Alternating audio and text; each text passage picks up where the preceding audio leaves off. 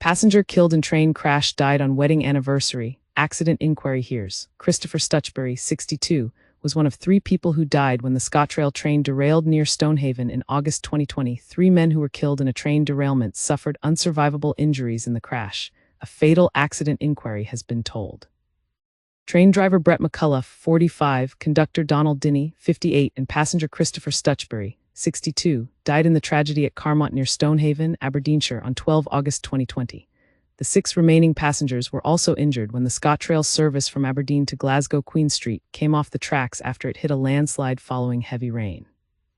A fatal accident inquiry, FAI, which began at Aberdeen Sheriff Court on Monday, heard Mr. Stutchbury was thrown clear of the train by the derailment, while the body of Mr. McCullough was found on the lower part of the embankment where the carriage vehicles had scattered after striking a bridge parapet. Mr. Dinny's body was stuck in the doorway of Coach D and could not be retrieved until the following day, the inquiry was told.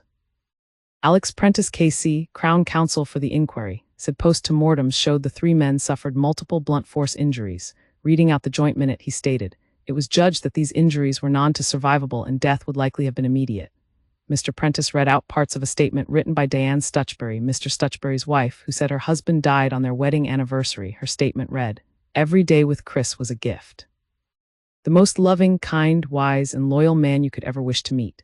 The 12th of August used to be a special day in our house, the day we married." Mrs. Stutchbury said the crash that claimed her husband's life should have never happened, adding they have been robbed of their future together as a couple. Mr. Dinny's family said in their statement, "He was loved and adored by all his family and friends. He will be forever missed." Emergency crews who attended the crash site after the alarm was raised were confronted with a highly complex incident, with 2 firefighters becoming injured during the course of the operation.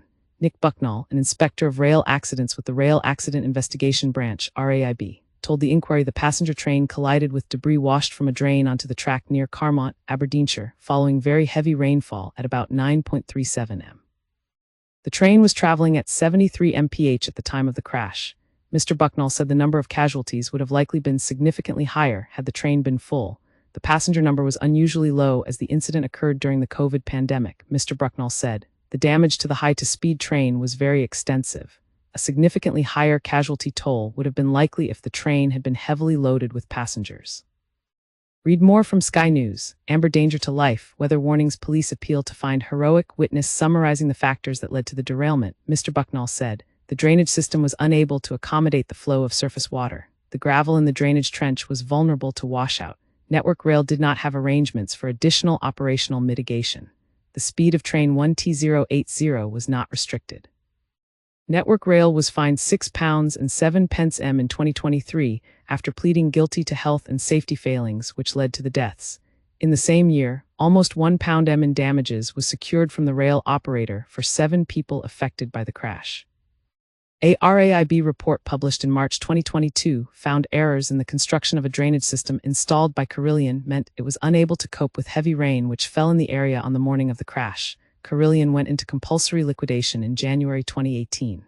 The RAIB report made 20 recommendations to improve railway safety, many of which were directed at Network Rail. Network Rail said its thoughts continue to remain with the families and loved ones of those affected by the derailment. A spokesperson added, "The RAIB report into Carmont made clear that there were fundamental lessons to be learnt by Network Rail, and since August 2020, we've been working hard to make our railway safer for our passengers and colleagues. We're committed to supporting the work of the inquiry and continuing to deliver on the recommendations made by RAIB. We've made significant changes to how we manage the risk of severe weather since the accident, and our work to make our network more resilient will continue. The FAI is expected to continue until 13 February, resuming on 23 February for a final week."